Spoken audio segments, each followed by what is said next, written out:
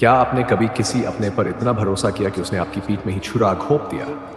आह, क्या कभी आपने सोचा है कि एक सच्चा मित्र भी समय आने पर विश्वासघात कर सकता है?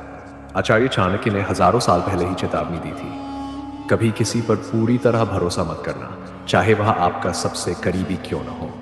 ये नीति केवल शब्द नहीं, बल्कि एक कटु सत्य है जो समय समय पर सिद्ध होती आई है।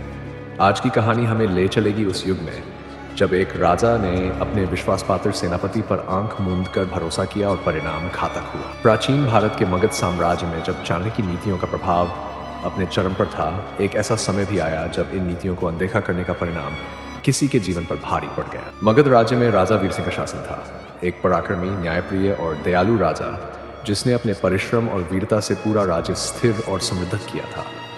लेकिन जहां समृद्धि होती है, वहां ईर्ष्या भी जन्म लेती है।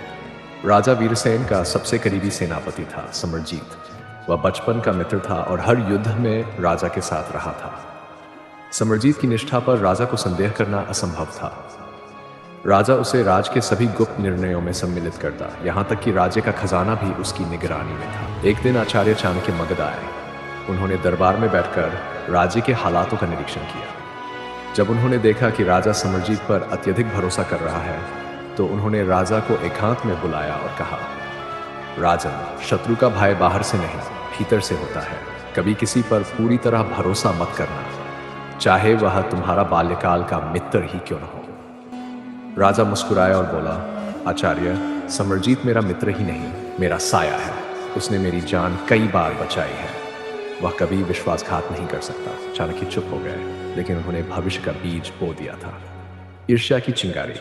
कुछ समय बाद पड़ोसी राज्य मालव से एक दूत आया और समरजीत से गुप्त भेंट की। समरजीत को मालव के राजा ने प्रस्ताव दिया, यदि तुम वीरसेन को हटाकर हमारा साथ दो तो मगध का आधा राज्य तुम्हारा होगा।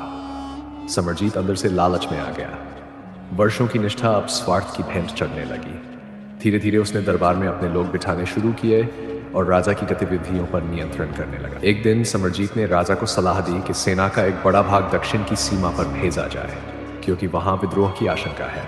राजा ने बिना जांचे उस पर भरोसा कर आदेश दे दिया। सेना भेजी गई और राजधानी की सुरक्षा कमजोर हो गई। इसी अवसर का लाभ उठाकर समरजीत ने मालव की सेना को राजधानी के द्वार तक पहुंचा दिया। रात के अंधेरे में जब राजा सो रहा था, समरजीत ने राजमहल के द्वार खोल दिए। घातक परिणाम। लेकिन जैसे ही मालव की सेना महल में प्रवेश करने लगी, एक छाया ने सब कुछ बदल दिया। आचार्य चाणक्य। उन्होंने गुप्तचर विभाग की सहायता से समरजीत की सारी योजना पहले ही जान ली थी और राजा को चेतावनी दी थी। राजा वीरसेन ने तुरंत छुपे हुए सैनिकों को सक्रिय किया और समरजीत को महल के द्वार पर ही बंदी बना लिया गया।